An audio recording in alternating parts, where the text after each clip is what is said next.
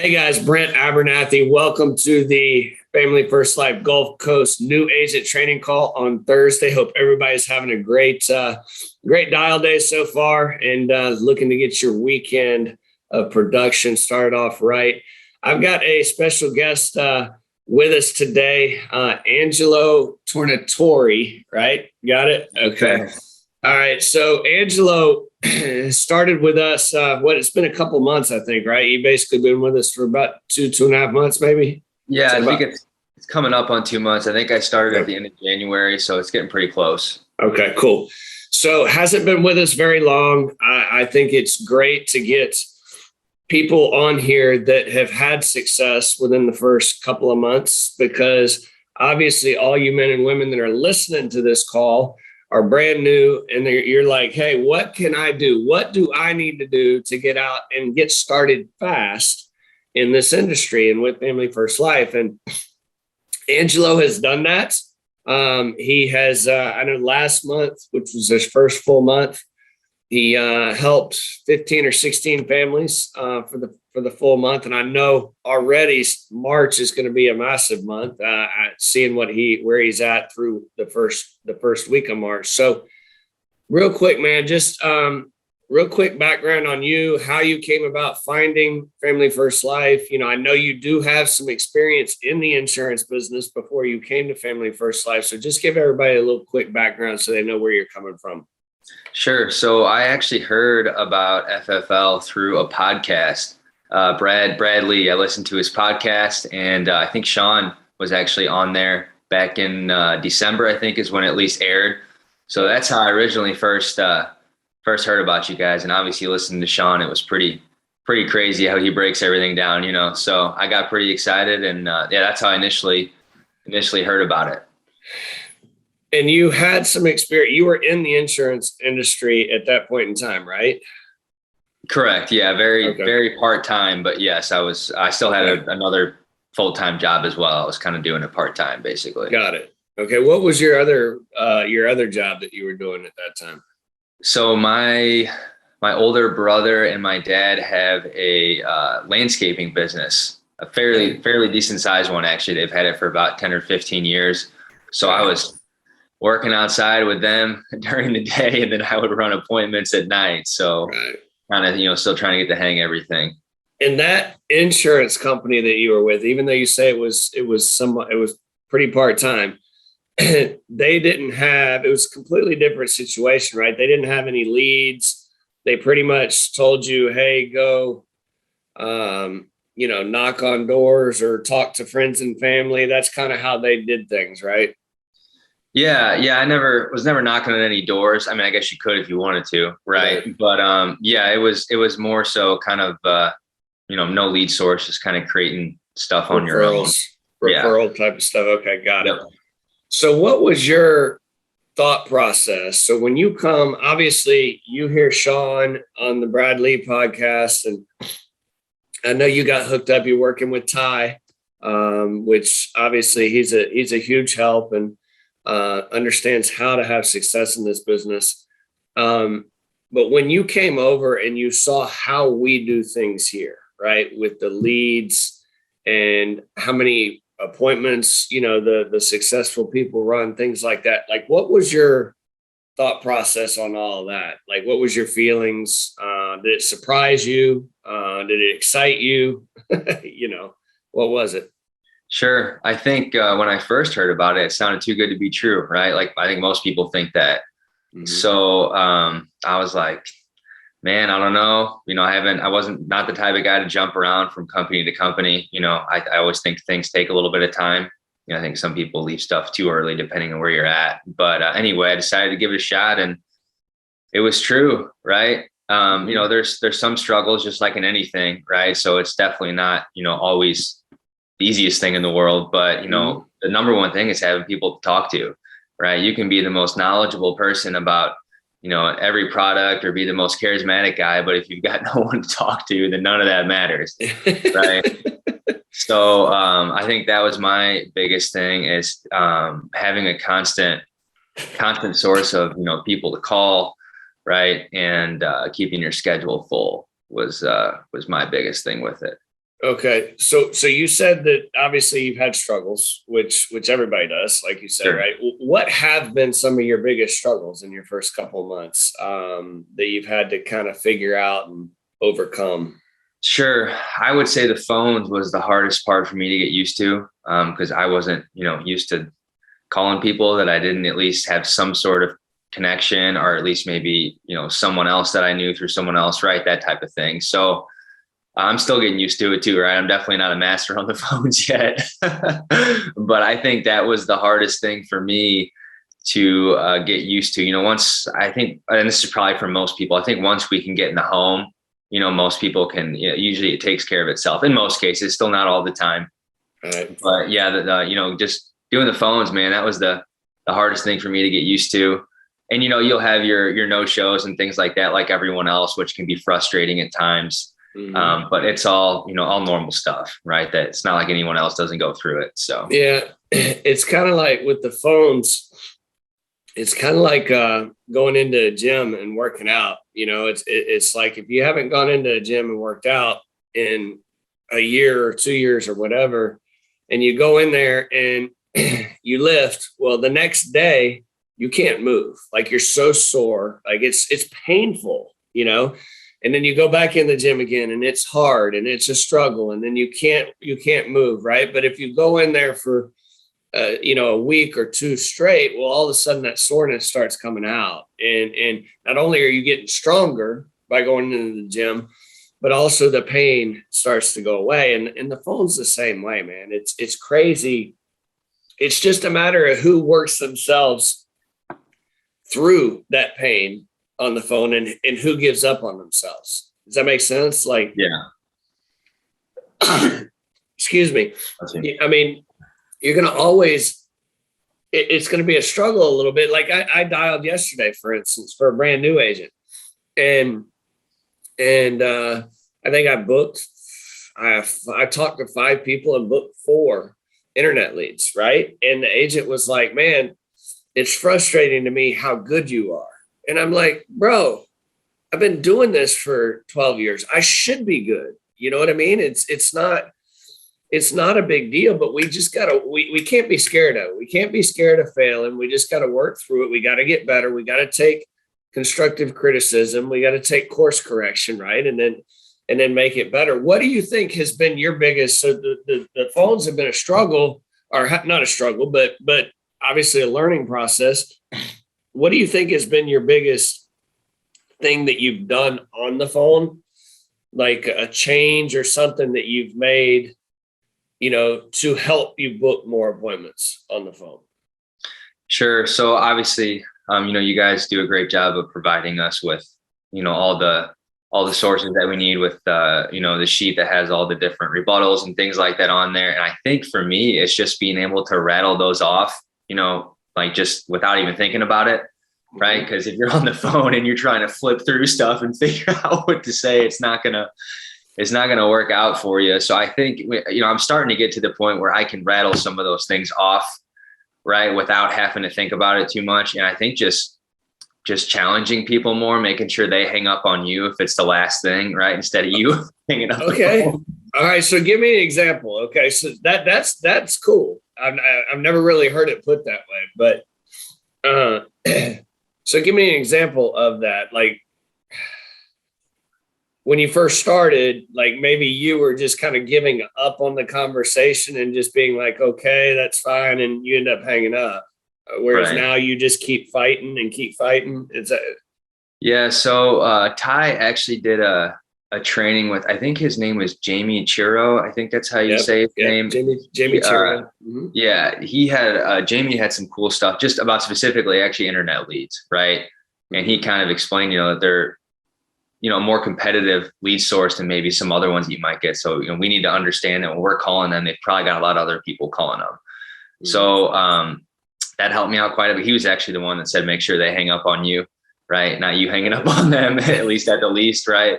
Right. So yeah, I think challenging people more, whether they say they've already got it taken care of or they're not interested. Like sometimes people will say, I'm not interested. And I'll say, well, is it just because you've been getting so many calls that you're not interested and you're annoyed, or are you really not interested? Right. And kind of because usually if they said I was not interested when I first started, he's like, all right, right, on to the next. So I think just challenging people more on what they're saying, right, and trying to see if that's really what's going on, right? Because most people will just kind of throw up a smoke screen. It's not really the real excuse, right? They just kind of want to get done with it. And if you can keep trying to get to the bottom of that, you might actually find the real reason on why they're not wanting to talk to you or whatever it may be. That's really cool, man, because a lot of new agents, especially with the internet leads, a lot of new agents will listen to what the clients are saying to them on the phone, and the agent will start believing that that's true, right? You know, whether it's I'm not interested, or whether it's I've already gotten it taken care of, or whether it's I didn't fill that out, right? All that stuff. And you're 100% right. It's a total smokescreen. They're just trying to get rid of you on the phone, right? But now if we can figure out a way to get through to them, and really just get the appointment booked, everything takes care of itself. But I love the way you put that, man, because a lot of new agents, it's a fine line, right? We've got to listen to the client, but we also got to know what to let go in one ear and out the other. Does that make sense? Yeah. Because they're trying to get rid of you if they're giving you objections on the phone, you know, and we just got to figure out a way to work through it. So I love that. Anything in home, because I want to get to any questions that you might have, but anything that has really helped you early on, because like I said, you've been a model new agent. You're what we look for in a new agent, right? It's like, you know, because I've talked to Ty a little bit, and he's like, Angelo calls, you know, inside every home and after appointments that he doesn't close, and like you're getting on all the trainings, like you just mentioned the one with Jamie Cheerio, like you're doing what it takes to have, we know it takes to have success, you know, and you're not one of these people that come into this thing thinking, oh, you know, it's just going to happen without me putting the time and effort in. You're putting the time and effort in, and it's going to show within the next 2-3 months. You're going to be writing, you know, 30, 40, 50 policies a month. I have no doubt about that, because you're putting the work and the effort in on the front side. So anything inside the home that has kind of helped you, or any changes you made, or anything you've learned, any tips you could maybe give a new agent starting out? Sure. Well, I got to give some credit to Ty and Austin Takala. I think that's how you say his name last. Yeah, yep. Dude, they've been such a huge help, because I mean, Ty, he'll tell you, I probably call him 10 times a day, sometimes more. And man, he answers like 99%. And if he doesn't answer, then I call Austin and he answers. So right. They've both been a huge help. But I think getting in, when you get into the home, and you know, just kind of setting the table right away, like telling them what's going to happen and, you know, how this works.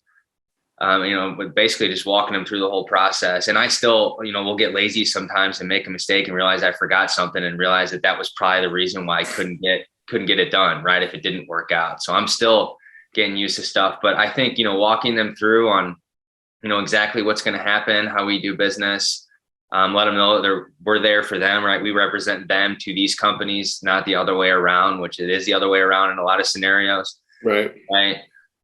So yeah. And you know, just the normal stuff, try and, you know, build a little bit of rapport, not too much, maybe like a minute or two in the beginning, and then go straight into it. And, you know, try not to beat around the bush too much, and just kind of get straight to the point. Right. So you're laying out that structure for them early on, like that structure, you're in control. You're basically saying, hey, this is what we're going to do today. Right. You're in control, and you're giving them structure. And that's a big thing. A lot of new agents struggle with keeping control or having control inside the home. You know, they let the client take control, which I did when I was brand new. I'd come out and I'd be like, I don't know why I didn't, you know, make that sale. And it's because the client had control the whole time, you know. But I'd say one other thing too that you said that I love is you're looking yourself in the mirror. I can already tell, because you said, hey, I'll go in some appointments and I won't make a sale, and I'll come out and I'll be like, yeah, I skip steps or I cut corners or whatever, right? And that is a huge thing that you're saying right? I made the mistake. And too many people, dude, they point the finger the other way and the blame the other way. Oh, the leads stink, or oh no, I didn't do it that way. It wasn't on me. They didn't have any money, or that type of deal. It's like if everybody can learn to look themselves in the mirror first on anything that happens, you get hung up on the phone, look yourself in the mirror and say, hey, what could I have done to get a different result? How could I have said something differently? Right.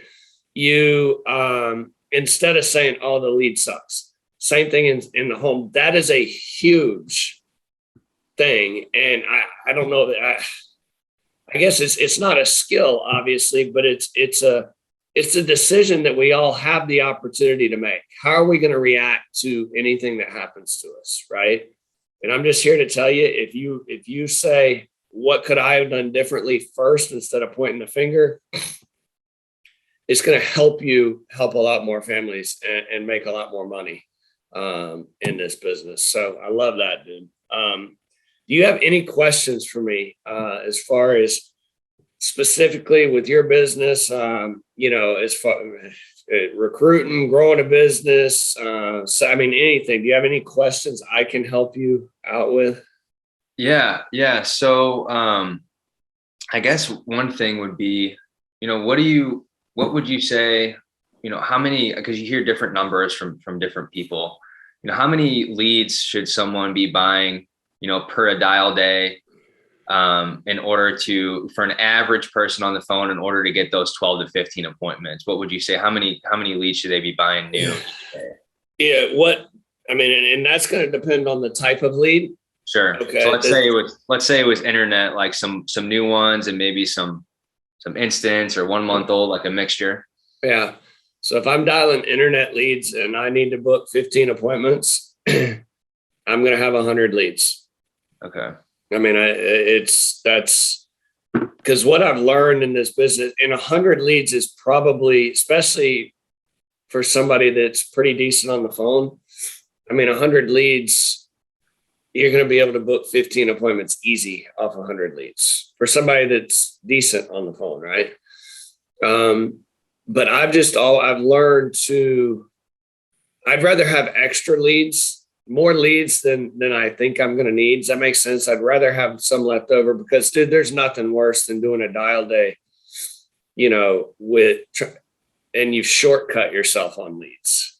Like, that's miserable, So I'd have 100 leads at least if I was doing internet leads. Now, on the flip side, if I'm dialing, brand new direct mail, whether it's final expense or mortgage protection, I mean, I probably need, somewhere between 30 and 40 leads to assure that I'm going to have those 15 to 20 appointments. And the only reason I'd need that many is just in case people don't answer. You know what I mean? But right. Does that make sense? Yeah, absolutely.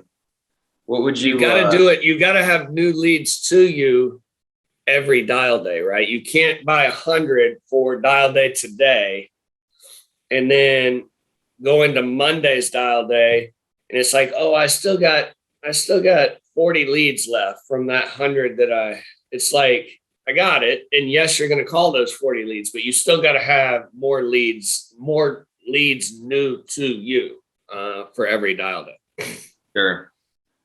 You got time for another one? Yeah. Mm-hmm. What, you've been doing this obviously for a while. What do you see as the main characteristics that usually separate someone from, maybe doing decent at this thing, and then the ones that are, really killing it? What do you see like that a lot of those people share in common? That's a great question. I love it. There's a couple things that I see. One is the willingness to ask for help and drop the ego. Just because it's not normal, right? You come into people think I'm in business for myself, right? And so it's not normal for somebody to come from an employee type of background to be able to pick up the phone and call Ty or call Austin, and people are wanting to help, you know? So dropping that ego enough, Angelo, to say, hey, I need help. I know I need help. I'm willing to do whatever, you know, I need to do to have the success. So that's the first thing. The second thing, I think, man, is just a competitive spirit in a good way, competitive spirit, and the type of mentality that's like, you can't be soft in this business. I mean, you just can't. I mean, if you're going to run into an obstacle or a roadblock, and you're going to go ball up in the corner with your tail between your legs and whine and cry, like, this ain't the business for you. You know what I mean? It's just not. But the great ones in our business, the most successful people in our business, have a way of creating so much activity, whether it's on the phones, in the home, whatever. They have a way of creating so much activity that they can take that emotion out of play. They don't care. It doesn't affect them mentally one way or the other if they run into an obstacle, a roadblock, a chargeback, a no-show, a reschedule, a no sale. Somebody hangs up on them on the phone. It doesn't matter to them. They stay right here instead of riding that high and low, because they've created so much activity. They know that it doesn't matter what happens. They're still going to be successful. Does that make sense? Yeah, absolutely. You know, I got time for one more. If you got anything else. Yeah. So, sorry, I'm just writing some of this stuff down. It's all good. What would you say, to people that want to build? Would you tell them to get started as quick as possible, or would you tell people that they should probably wait and, you know, kind of see if they can get the hang of it for themselves first? I mean, what would you suggest to someone that's in that position? I would suggest right away, and here's why.